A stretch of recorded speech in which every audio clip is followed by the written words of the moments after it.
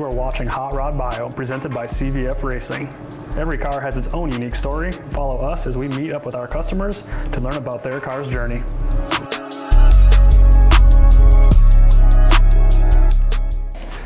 Hey guys, welcome to Auto Bio. I'm Dane with CVF Racing, and today we're going to talk about the 240 SX that's sitting behind us. And tell us all about it is the owner and builder, Ole. Ole, thanks for coming, bud. Yeah, thank you. Thank you, Rick, for coming. Yep. My name is Ole. This is my car, and this is our drift shop. And so, I'm guessing a lot of our customer base is not going to know what a 240 SX is, or if they do, they're not used to seeing a car built in this way. So, tell me, what is drifting? Why is it built this way? Kind of go through the whole breakdown.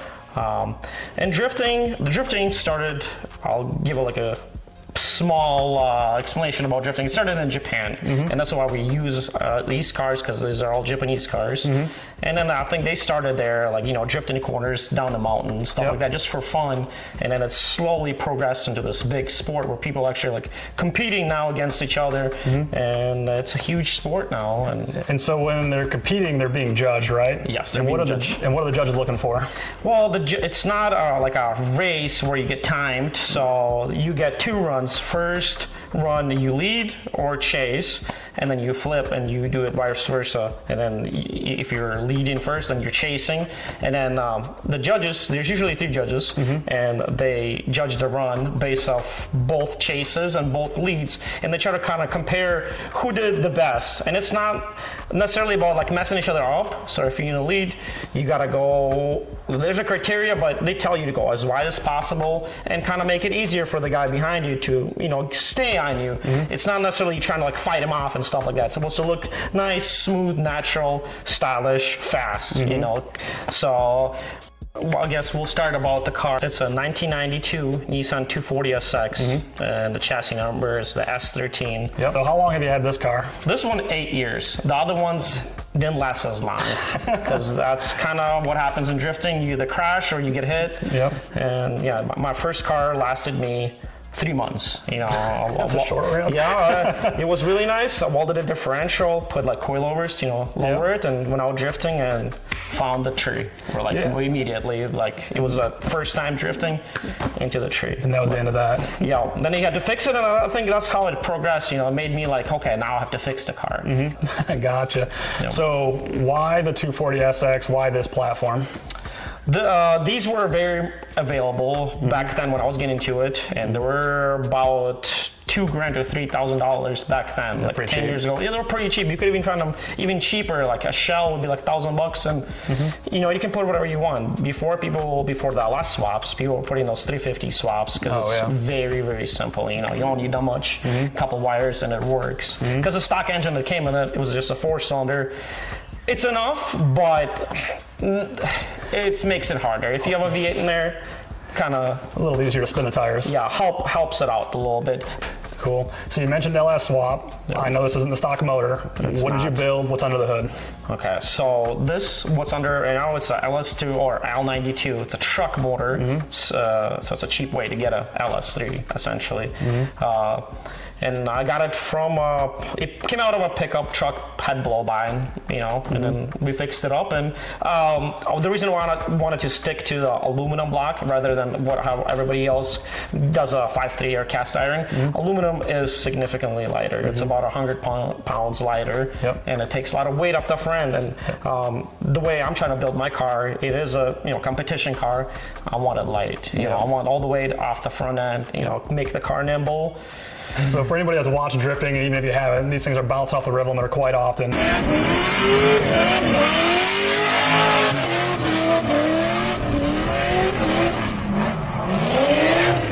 So I'm guessing you've done some work to the engine to make it robust, to hold up to that kind of abuse. I kind of looked online to see what everybody did for drift builds and what people did, and kind of wanted to use a similar formula. I didn't want to try anything new because I'm a driver for the most part, and I want to drive when I have a reliable setup. I don't want to experiment too much. But this has a Texas Speed cam. Okay.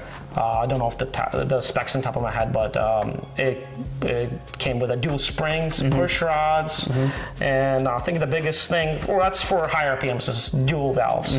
But biggest thing in ILSs is oiling, and we went to dry sump right out of the box. First time swapping it, we went dry sump right away, because every time I see people do it, ILS swaps and drifting, something happens. They spin a rod bearing, they lose oil pressure. All those aftermarket pans usually are smaller. They take out the oil capacity, and then you don't want to take out the oil capacity out of these. I mean, they've always been known to spin in rod bearings if you're running low on oil. Right, and so for guys that might not know, the dry sump system is basically you're picking up oil from somewhere else. There's an external tank. Instead of using the tank or the pickup, it's in the bottom of a wet sump. So when you're in a slide, you have some lateral G-forces, the oil is swashing up to the side too. Well, that pickup can't pick up anymore. And so that's the benefit of going dry sump, right? Yeah, because especially in drifting, because you're going side to side, that oil, and it heats up, and man, it moves around in that pan. And if you're on a rev limiter in a good corner, even in like on a bank track, that's it. The oil is gonna move away from the pickup for a slight second, and there you go. You lose oil pressure for a second. And I mean, these are good engines, but if there's no oil, I don't think any engine is gonna last. No engine lives without oil. Yeah, exactly. Yeah. Cool. Transmission. What are you running for transmission in this thing? It's a G-Force GSR. Okay. So it's a 4-speed. It's a NASCAR transmission. Okay. It's a 4-speed. In the beginning, I used to have a synchronized transmissions on my Nissan engines, but that was not enough. It was, you could not shift the way this thing shifts. So this is just standard dog box, super robust. Yep. 4-speed. Yep. Very simple, very easy to service. That's the same transmission they use in NASCAR. It's just, I think something happened 2 years back, and they went to the newer transmissions. So a lot of these older transmissions from the NASCAR teams hit the market, and these were always popular for drifting. This is kind of the go-to, especially if you have an LS. If you're trying to compete too. I mean, the good options are T56 or Tier 6060, but those are expensive. They're expensive, but those are still street transmissions. They're not really designed for drifting. You can't shift them like how you can shift a dog box. I mean, the dog box does not have synchros. It's a dog engagement. So as long as you're shifting, it will shift for you. It'll bang right in. Bang right in. Mid drift, you can shift it. Whatever. It does not matter what RPMs. When you go to first, you got to clutch in. After that, you don't have to. They tell you, they advise it for you to do it, just so you don't. Because there's wear every time you shift. There is wear that occurs in there. You're just breaking tension basically real quick and then back on. But if in emergency situations, say you're in drift and you don't have an option to go on clutch, you can kind of like if you're in third, downshift in a second without it, just let off the gas and it'll shift. There's no synchronized transmission will ever do that. So moving down the line, rear differential, what do you got going on there? That's still factory differentials. We just weld them. They work good. The axles now, the factory axles would not hold power anymore. So we had to send out the stub shafts to a machine shop to get it reflanged, and we're running 350Z axles now. They're a little bit stronger. They hold up, because the next option will be winter's quick change. And that's a big jump. That's a big jump. That's about 10 grand. But then you can change your gear ratios. Now what I do with mine, I get different ratios from like different Nissan trucks and put different ring and pinion, and that's how I do my quick change essentially for different tracks. So we do still change out the rear ratio, depends on what track we go to. This is kind of a budget way to do it. Right, but those differentials are cheap enough. It's 4 or 5 bolts that hold them in place. And then of course the axles come off the side, so you can swap those out less than an hour. We make it, probably 20 minutes. So we make it so it's easier to service. So every time we build the cars here, trying to make it serviceable. So when you're on the track, you can at least get the repair done pretty quick, because nobody wants to be wrenching at the track. Everybody wants to come in and drive. Or if you need to make a repair, at least it's a fast repair, hopefully. So everything on this car is obviously done with intention. Why these wheels and tires? Why the diameter? Why the width? Why the tire compound? What's going on there? So we've been experimenting with tires all the time. There's always new tire companies that come in and want to shine, and they do make good products. Now for the front, we try to run a softer tire, about 200 tread wear, and I run Acceleras for the fronts right now. It's just we don't have to be really specific at what brand, as long as they're a softer tire, just so the car does not understeer. When I go out drifting, and the way this thing's set up, it's pretty aggressive. I go in and scrub the tires, kind of warm up my front tires, just so I don't get the understeer. And the softer tires warm up a lot faster, versus a regular tire. They would take a lot longer for it to warm up and actually, have some grip. Now in the rear, we started running the GT radials, and that's what they're running Pro Spec in Formula Drift. That's a Pro Spec tire, and I just switched to them this year too. A lot grippier tire versus the other ones we ran before, and I'm confident on that too. The tire feels like it has grip consistently versus the other tires. Once they warm up, they kind of become more looser and you lose a little bit of grip. You don't want that to happen. We want the tire to stay consistent through the whole run, so I can be consistent in the car.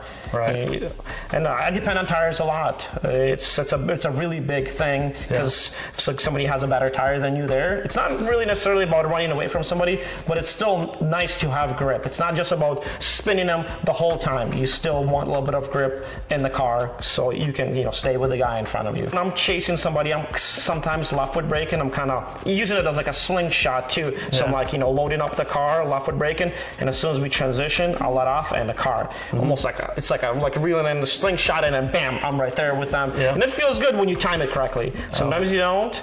And maybe I'll send you the video where I'm hitting a FRS. I mistimed it. That's a yellow car. Definitely want to see that. And I slammed into him, but it happens. It's drifting, but having a good tires is a must at this point if you're competing. Now for the tire sizes, for the front, 17s, just because on these cars there's not a lot of room, but if we can't run 18s.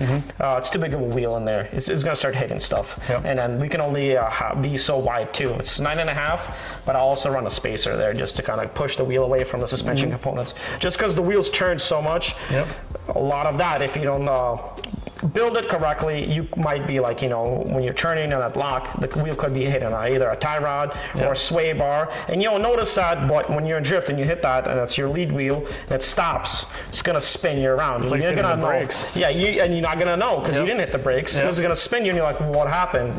Well, if there's a guy behind you, now you're causing an accident. It's not nobody's fault technically, but it's because you didn't, look in your car and didn't check if it's clearanced, stuff like that. So that's very important to do. You already mentioned steering angle. What's going on there? For the steering angle, I'm using a Part Shop Max. It's the guys that were doing it from pretty much day one from Japan. That's a company out of Japan, and they started doing angle kits back in like 2003, I believe, and they kind of stuck with it. Now they have a store here in California, and I made a little bit small connection with them, and I've been buying parts from them just because it's drifting. You're gonna get to contact, things bend, shocks blow out, stuff like that. So I've been buying a lot of my spare parts are from them, and it's a great company to work with. And so the reason you go more angles, so you can go more sideways, right? More sideways. And correct. So going with these angle kits, how much more steering angle are you getting over like stock? It improves it by like, I think 35 degrees more. That's a at least. significant amount, but you got to be mindful too. Some kits do provide a lot, but if you're going into a corner and you're at max angle, you're gonna slow down the car too. So there is positives and negatives about having so much angle too. The body's obviously been modified. And I'm guessing again it's all intentional. So what have you done? Why have you done it? So the kit that's on the car, it's a good company, KBD, and we're also working with them. It's a polyurethane kit. So the front fenders, they're 50 millimeter bit wider than stock, just because we're have an angle kit too. Otherwise, if you have stock fenders on here, they'll look kind of stupid. The tire would poke a lot. So you kind of want to make a car look good too. And that's what the kit. There's fiberglass fenders that are available, and this is a new company that started making them. They're polyurethane, so if you ever get hit or anything, it's hard to damage that because it's rubber. You can hit it with a hammer, and then that's majority of the car is polyurethane. So front bumper, the fenders, the skirts, doors are still metal. The rear is fiberglass, and then, I mean, you can see probably when we go around it how much damage that has, because it cracks, it's fiberglass. And that's what we used to run back then. But this is an improved kit where the owner knows the drivers are going to be out there driving, drifting, getting damage. And he promotes himself by offering a free lifetime warranty. So if you ever have any damage, like you crash so hard that it rips it, that's it. All he asks you to do is not burn it, but like cut it, throw it away, and he sends you brand new fenders, whatever, bumpers, skirts. You just have to pay shipping, and it's $40. Well, what's nice about that, because the kits before, like if you bought a bumper, it's fiberglass, you have to pay a lot for shipping because it's a huge part. Right. These, he rolls them up and in a little box. All you have to do is put it outside, and the heat expands it. Like the whole kit came in a box, like 2x3. That's super cool. It came in the winter. It didn't want to expand, but I put it by the rear heater. That then expanded in a half hour, and it was ready to go on the car. So it saves you on shipping on money, and then lifetime warranty. I don't know anybody else that is doing anything like that. He's in the drift community too, a very good guy, but that's very impressive what he does. So riffing off the contact sport type deal, I can see there's a cage in here. I'm guessing that's to keep you safe, obviously. Yes. So most events do require cages for tandem drifting. Some ProAm events absolutely must, and it has to be, they give you correct specs that you have to build the car to. So there's an 8-point cage, there's anti-intrusion bars, they go up to the front, so in case you get a wheel contact, it doesn't push the wheel into the cab. So there's a lot of little minor details like that that they implement in that. There's door bars and roll hoop, how they want you to have the roll hoop, stuff like that. But and it is the biggest thing, being safe in the car that you know you're gonna get hit in. It's kind of, you should have a cage if you're drifting. It's it is expensive, but cheaper than your medical bill. In real life. You're irreplaceable. The cages in the car is. So take me through the rest of the interior. Obviously, there's not much left in it, but why is it stripped the way it's stripped? What switches, gauges do you have? What's going on inside of here? But on the inside, it's 2 Sparko seats. One is a Halo seat, and that's required just because of the whiplash and side contact for the passenger. You're not supposed to have a passenger for the comp. Then there's a 5-point harness, seatbelt harness, Sparko steering wheel, factory dash. There's an emergency shut-off on the inside of the car. There's a fire suppression and a fire extinguisher. And then there's 2 fire extinguishers. So they require you that to have that just in case something happens, you're on track, maybe you're somewhere far away from where the staff can't get to. You should have a manual fire extinguisher and a secondary one, which is you just pull and it sprays. And they give you 3 spots where it needs to spray. It needs to spray on you, it needs to spray in the engine bay, and on the fuel cell. And the fuel cell is right behind me, behind a firewall. The car also has a firewall because the fuel cell now is on the inside of the car, and that's what separates you away from it. Because for better balancing and of the car. That's what I was going to hit at next. So under the hatch where you would normally throw your golf clubs or whatever you're taking with you for the weekend, you've got other stuff going on back there. Obviously fuel tank like you mentioned, radiator, I'm guessing that's for rear weight bias. That, and again, the drifting contact sport, I kind of moved it just because a lot of the accents you get hit in the front. If somebody spins out, you have nowhere to go. That's kind of the first thing that gets hit up front. Kind of want to take off as much things that can get damaged up there, because sometimes you might be able to only have 5 minutes to fix a car, and that's where usually they give you is 5 minutes. If something happens, if there's any contact, you have 5 minutes to fix the car. Mentioning the front end, the bumper is obviously not the factory bumper. So you built a 2 bumper for that? There's a bash bar right up front for that. There's no front crash bar anymore. They do tell you what specs that the bumper should be like. So there's rules for that, especially that I'm trying to run Pro-Am this year. There's certain rules that I had to like refresh. From last year I was running a kind of different dash bar.